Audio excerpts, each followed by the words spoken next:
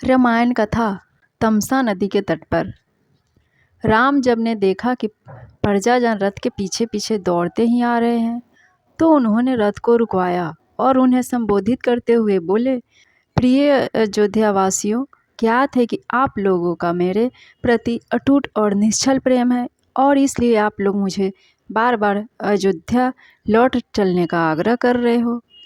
यद्यपि आपके इस प्रेम को टालना मेरे लिए अत्यंत कठिन है, किंतु मैं आप लोगों से आग्रह करता हूँ कि आप लोग मेरी विवशता को समझने का प्रयास करें। क्या आप लोग चाहोगे कि मैं पिता की आज्ञा भंग करके पाप का भागी बनूं? मैं जानता हूँ कि आप लोग मुझसे वास्तविक स्नेह रखते हैं और ऐसा कदापि नहीं चाहोगे। अतः आप लोग के लिए यही उचित है कि मुझे प्रेम पूर्वक वन जाने के लिए विदा करें और भरत को राजा स्वीकार करके उनके निर्देशों का पालन करें। और भी अनेकों प्रकार से नागरिक वासियों को समझा बुझाकर राम ने सुमंत से पुनः रथ को आगे बढ़ने को अनुरोध किया। कुछ क्षणों के लिए राम के कथन का प्रभाव प्रजाजनों पर पड़ा, किंतु रथ के चलते ही वे फिर से रोते बिलखते रथ के पीछे पीछे दौड़ने लगे।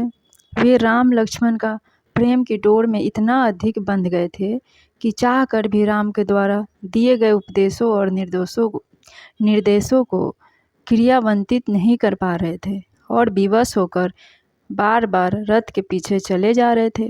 उनकी बुद्धि उन्हें रोक रही थी, किंतु हृदय उन्हें बलात् रथ के साथ घसीटते लिए जा रहा था।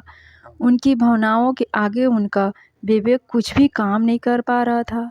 अपनी बातों का उन पर कुछ भी प्रभाव पड़ते देखकर राम ने सुमंत से रथ को और तेज चलाने की आज्ञा दी और रथ की गति तेज हो गई, किंतु भवविभूत प्रजाजनों की भीड़ फिर भी रथ के पीछे दौड़ी जा रही थी। तमसा नदी के तट पर पहुँचते पहुँचते रथ के अश्व भी क्लांत हो चुके थे तथा उन्हें विश्राम आवश्यकता थी। मंत्री सुमंत ने रथ वहीं रोक दिया।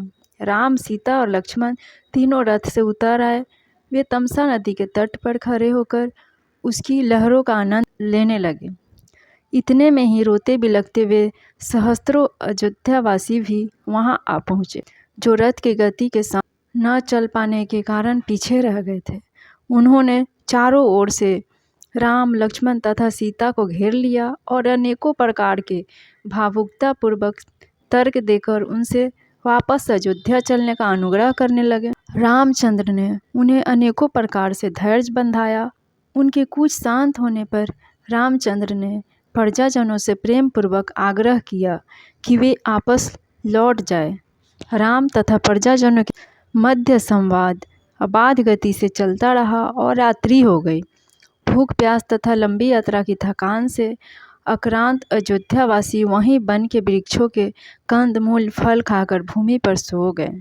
जब ब्रह्मा मुहूर्त में रामचंद्र की निद्रा टूटी तो वे उन निद्रा गमन नगरवासियों की ओर देखकर लक्ष्मण ने बोले, भैया, मुझसे इन प्रजाजनों का यह त्यागपूर्ण कष्ट देखा नहीं जा रहा है, इसलिए अब यही उचित है कि हम लोग चुपचाप यहाँ से निकल पड़े। हे लक्ष्मण, तुम शीघ्र जाकर तत्काल रथ तैयार करवा लो, किंतु ध्यान रखना कि किसी प्रकार की आहट न हो, वरना ये जागकर फिर हमारे पीछे पीछे आने लगेंगे। राम के आदेश अनुसार लक्ष्मण ने सुमंत से आग्रह करके रथ को थोड़ी दूर पर निर्जन स्थान में खड़ा कर दिया। पूर्ववासियों को आभास तक नहीं मिला कि कब वे रथ से सवार होकर तपोवन की ओर निकल गए।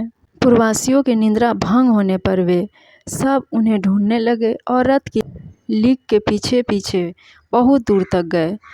आगे जाके मार्ग कंकरीला पथरीला हो गया था, इसलिए रथ के लीक के चिन्ह दिखाई देना बंद हो गया। अनेकों प्रयत्न करने पर भी जब वे रथ के मार्ग का अनुसरण न कर सके तो निराश होकर वे विलाप करते हुए लौट पड़े। फ्रेंड्स, मेरे चैनल को सब्सक्राइब और वीडियो को लाइक शेयर ज़रूर कीजिएगा। नमस्कार।